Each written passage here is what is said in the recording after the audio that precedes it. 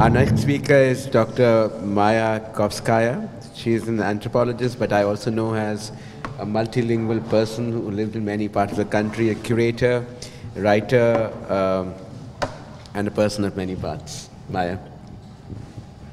Well, first I just want to thank for coming to participate in these talks, because without an audience, we're just talking to ourselves. And of course to thank Mueller Bhavan and Ravi and all the people who made this come together and happen. This is a really great honor to be involved with such a wonderful group of deeply engaged speakers about these questions. Today, we just listened to a number of very concrete, well-grounded, empirically rich stories about the particular manifestations of the Anthropocene crisis in very specific areas. So I would like to pull back to a different level of abstraction and offer a sort of speculative think experiment to reframe some of the large questions about the mess we're in the first place. And because we're a very interdisciplinary group, some of the philosophical ideas that I'll be talking about be very familiar to some of you, and for others, I think less familiar. So forgive me, I'm not going to go into a deep unpacking of each of them, but we can talk about them afterwards, and I will explore and explain as needed then. So my talk is about what I call the multi-species polity, and that might sound like a strange thing to say, or a strange contradiction. Many scholars have identified the problems of the blanket inclusiveness of the Anthropocene thesis in its allocation of responsibility to all of humankind for ravaging the planet's physical life support systems on a catastrophic scale of geological magnitude. And so they've offered such alternative terms as manthropocene, Anthropocene, Capitalocene, Tulocene, Plantationocene, etc., as conceptual rejoinders to try to refine the problem. These critiques rightly point to the asymmetries of power and responsibilities for the unfolding crises. But while some arguments focus productively on the anthrocentric and beyond, by looking at multi-species entanglements, as some of the talks yesterday and today also went into some of those questions, the question about the basic foundations of our political life and the polity, or the political body, and political membership in ways that include the more than human have been mostly left out of this equation.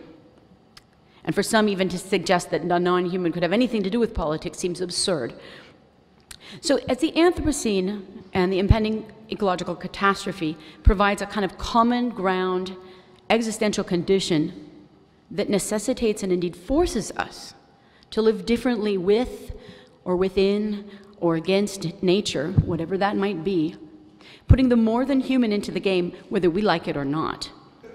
So one of our greatest, I believe, and most consequential challenges then is to radically reimagine how to live differently in a way that actually includes the world beyond the human in a more substantial manner than we have done before in our dominant modes of civilization that have gotten us into this mess. And this is a fundamentally political question. So how to think about what might constitute what I'm calling a multi-species polity, ecological citizenship, and the ecosystem rather than the economy as a guiding metaphor for political belonging. If language and speech and action are traditionally seen within Western political philosophy as the irreducible essentials that make the political possible, then how can we include the beyond than human world, even heuristically, in our notions of a polity, one might ask? So the section where I will probably go fast and loose and we can talk about later is I draw extensively on ordinary language philosophy, speech, act, and performativity theory, as well as the semiology or semiotics of Charles Saunders Peirce, who was one of the founders of American pragmatism and one of the founders of semiotic as logic, as a logician. And from these different philosophical perspectives that treat language as a form of action, I will suggest that nature already speaks in myriad languages, through performative speech acts, through indexical signs and other things that I will call forms of enunciation that have something called illocutionary force. We can discuss what that is in a bit, and all of which are relevant to the basic questions of political life. Who are we? Who are we? And how shall we live together? Under what conditions? Who decides what those conditions for both membership and belonging and be? I posit that the natural world is already de facto participating in these conversations all the time. It's just that we are not paying attention, and that we don't have the appropriate conceptual apparatus for understanding what is going on in the entanglements in the world beyond the human in a way that draws them into our understanding of these questions. But perhaps by broadening our understandings of language and speech and action, we can begin to pay better attention to forms of non-human agency with implicit enunciative capacity and illocutionary force. And illocutionary force is what we do when we speak. It's the valence or the force that's carried along with speech. It's what the act of speaking does, or the language does, rather than simply semantically what it says. Because speech is never just descriptions of labels of things in the world. It's a form of being in the world and making the world. So these forms of illocutionary force already are operating, I believe, with great consequence in the natural world beyond the human. And to begin to rethink our basic forms of political belonging and shared coexistence requires us to pay greater attention to these kinds of speech, if they will, going on around us. In 2015, an artist collective called Ayora and Caldezia presented what I see as a really evocative piece of work, and I'm just going to briefly describe it. I don't know if some of you may have seen it at the Venice Biennale. It's called The Great Silence. It was in collaboration with science fiction writer Ted Chiang. The story is from the Two channel video narrated by a parrot in Central America that's about to go extinct. And the parrot is telling the story to humans, first of the Arecibo listening station, which is this, satellite out into space where humans are trying to listen for signs of intelligent life in the universe. And scientists, after years of listening to this, came up with this concept called the Fermi Paradox. And that was the conclusion that the universe was silent. It's nothing. Why can't we hear intelligent life out there? And the parrot says, this is ridiculous. You're listening for intelligent life out in space, but you can't even recognize it all around you. You can't even pay enough attention to intelligent life, such as my species, the parrot, that can learn to use your language and speak it back to you in ways that are meaningful and novel. You can't even recognize that as something that breaks this silence, let alone some kind of alien life form. So I'm thinking of this idea of not paying attention, and I'm thinking that it is a form of part of the problem. What Hannah Arendt talked about as the banality of evil, she said, stemmed in part from not thinking what we were doing and not really understanding the deeper implications of the larger patterns of action and relationships that we put in the world. But like the parrot in The Great Silence, all of us are faced with the specter of species-level mortality and the rise of the Anthropocene.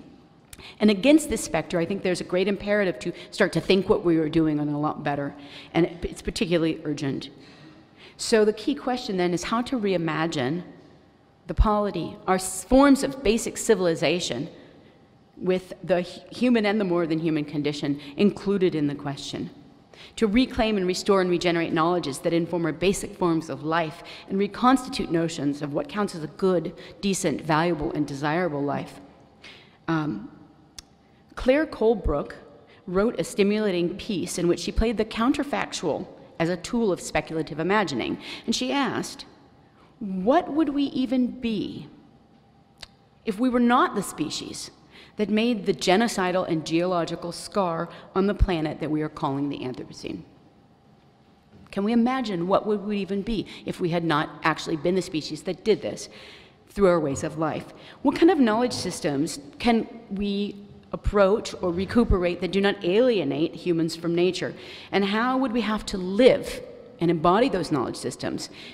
And who would we need to become to not so profoundly scar the planet and destroy our own niche ecosystems and set in motion the sixth great extinction? I'm going to skip over a section because I know we're getting close to time, but we can talk later about the sort of paradox at the core of how all of our freedoms are basically all of the things we cherish about the modern world that are built on a sort of original sin of genocide, colonialism, extraction, and that we who enjoys those is obviously not all the people in the world, hence the problems with the idea of the Anthropocene. It's extremely asymmetrical, but that system has become hegemonic and for everyone, and impacting everyone, whether you voluntarily participate in it or not. So then I will go on and say that there's a sort of, how do we recuperate certain radical ideas of being and belonging that, let's say, Hannah Arendt put forth in her idea of the space of appearance, which for her was a proto-political, a kind of proto-public sphere that could be constituted simply by people coming together in speech and action, and in doing so, in concert, reveal their irreducible uniqueness to one another, as well as their common conditions of natality, we're born, and mortality, we die, and we have to live in the world somehow together in between. And for her, speech was a form of action, and that through speech and action, we made not only the world together, but again, we made ourselves. So these were sort of unfolding and imminent in the actual act of politics that realized us. But the radical participatory democratic implications of her thinking have come under huge critique for having been built on a kind of terror of the animality of our bodies. The fear of the bodily necessity, of labor, of the social, and the oikos, or the household sphere, all of which were the areas in which slaves and women, and the labor of slaves and women and the laboring bodies, were used to create the actual capital and the resources that could enable sort of this elite democracy in the public sphere. So can we recuperate her idea of a space of appearance being a place where we can reveal our unique, irreducible, irreplaceable uniqueness to one another through some forms of enunciation, through our speech and our actions, and our entangled mutual consequentiality of existence, without falling into the trap of having this terror of the body and the need and the animality of our own beings as somehow being a threat, as somehow pitting necessity of the body, etc., against freedom, and creating an idea of them as antinomies, as necessarily contradictory. So I will, since I have 2 minutes, I'm going to skip ahead, not talk about more detailed what is speech. We can talk about that later in the question and answer if you want. So I wanted to sort of conclude with thinking, how do we begin to think of non-human others as members of a larger community that constitute a polity, let alone imagine a space of appearance in which non-human others could appear? Like, what would that look like? How can the irreducible uniqueness and ecosystemically instantiated value of all the different kinds of life in the world, like the snakes that ate the rats, or the different roles that we talked about yesterday, that all different species play within the larger web of an ecosystem, and the unintended consequences we heard about yesterday of taking one small element out and not understanding how it will reverberate in the larger picture through the emergent systems of the planet. What would a language of politics look like in a world that was not only translinguistic but also extralinguistic? And I ask this: do non-human others not already have myriad ways of enunciating their places in the world and articulating lines of action and relationships that create the conditions that determine who and what we are in a given field, a niche or system or ecosystem? And that these conditions of mutual entanglement that we share with the myriad forms of life and different dynamic systems in the world are the necessity that we have to now face. and engage with in radical new ways if we want to actually survive. I want to return to for the very last moment of this, I want to return to the great silence and the story about the parrot. So midway through this video, the parrot tells the story of Alex, the African gray. Some of you may have seen on YouTube or heard about. Alex was trained by Irene Pepperberg to demonstrate that, that not only could the parrot mimic human speech, but could understand complex abstract concepts like shape, size, causality, time, etc. Now, Alex was sort of a marvel, but right before his life was cut short, and the day that he died, and they didn't know he was unwell or anything, Alex came over to Irene, his trainer and his collaborator, and said a sentence he'd never said before. He said, "Irene, you be good. I love you." And then the next day he was dead. And narrating the great silence, pulls back and says, "Hey, humans, you know, we could hate you for destroying our world, but, you know, we also admire the vision that you have that makes you want to reach for more and to create and grow. And I think the problem is that you're just simply really not paying attention to your larger place in the world and to the effects of your actions. You're not thinking what you're doing, essentially." And he said, "And it's too late for my species already, but maybe if you think about your place in this greater chain of being in a more comprehensive way, then perhaps you will start to take responsibility for the consequences and live differently." And then he ends, the video ends with the parrot looking out at the audience and saying, "You be good, I love you." And I'll end there.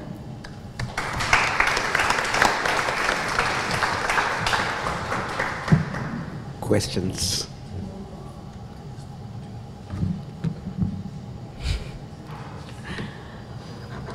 Yes.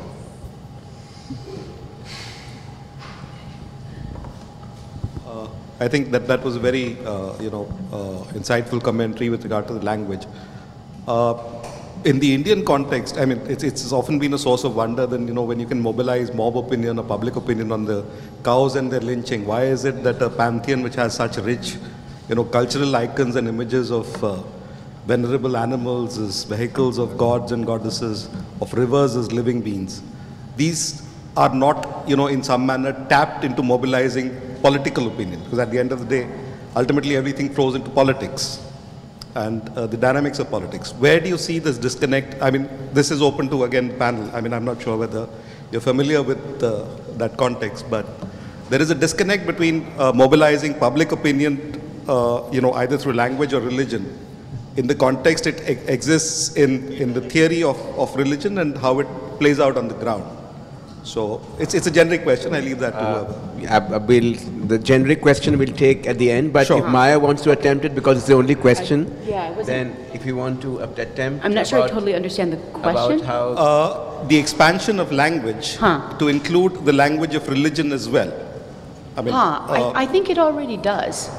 I think it already is always operative in either dominant or, you know, also marginalized value systems everywhere. I think that it's already in play. Sure, but my question is, why does it exist in the abstract as a language? You know, in the abstract, for example, sacred texts will talk about, you know, the Vedas will talk about nature, and but in the practice of that, you know, so the language ought not to be end up only as semantics, but a lived experience.